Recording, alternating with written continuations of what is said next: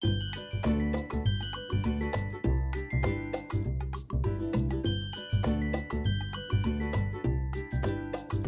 आपण बनवतोय थोड्या वेगळ्या पद्धतीने अंडा मसाला।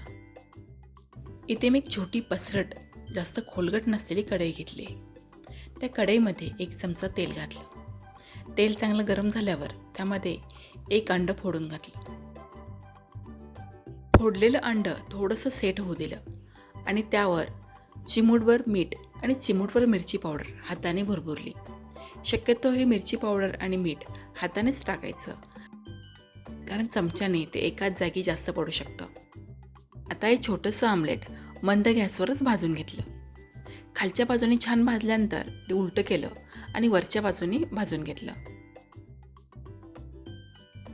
हे आमलेट खूप जास्त एका बाजूने भाजलं नाही, ते एकदम असं मऊ स्पंजी राहील याची काळजी घेतली आहे।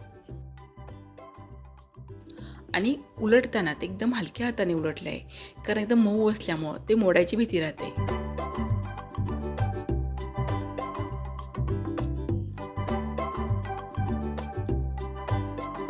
अंडा मसाल्यासाठी मी छोटे छोटे आमलेट बनवून घेतले आणि त्यासाठी लागणारा मसाला बनवून घेऊ।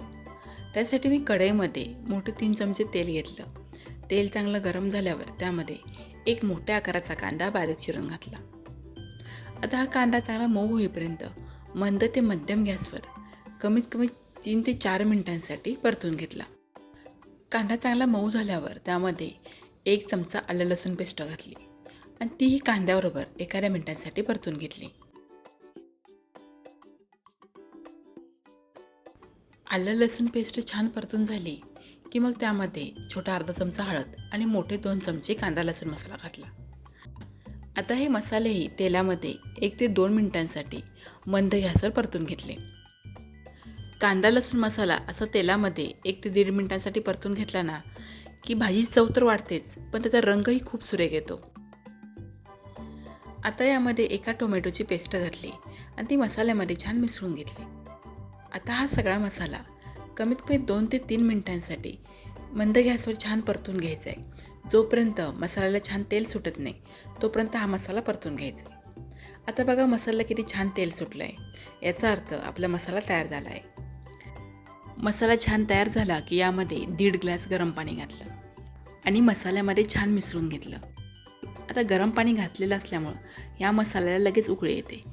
आता कढईवर झाकण ठेवलं आणि मंद गॅसवरच हा मसाला छान शिजवून घेतला। आता झाकण काढल्यानंतर बघा पाण्याला छान उकळी आली आहे। आता यामध्ये जे आपण छोटे छोटे आमलेट बनवून ठेवले आहेत ते आमलेट घातलेत। आता कढई जर पसरत असेल ना तर यामध्ये जास्तीत जास्त आमलेट बसतील। मी जी कढई घेतली आहे ती जास्त पसरट नाही, त्यामुळे 3च आमलेट यामध्ये बसले आहेत। तुम्हाला जर जास्त प्रमाणात ही भाजी बनवायची असेल तर फ्राईंग पॅन किंवा मोठ्या आकारातली कढई घ्यावी लागेल। आता यावर बारीक चिरली कोथिंबीर घातली आणि झाकण ठेवून पुन्हा 2 मिनिटांसाठी हा अंडा मसाला शिजवून घेतला। हे खूप जास्त वेळ शिजवलेलं नाही, कारण आमलेट पण शिजलेलं आहे आणि मसालाही आपला छान तयार झालेला आहे। आणि हे खूप जास्त वेळ शिजवलं तर हे आमलेट आहेत ना थोडीशी चिवट होतात।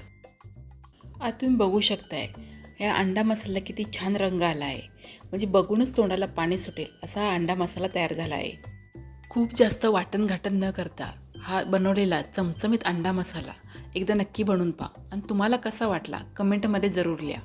व्हिडिओला लाईक आणि शेअर करा।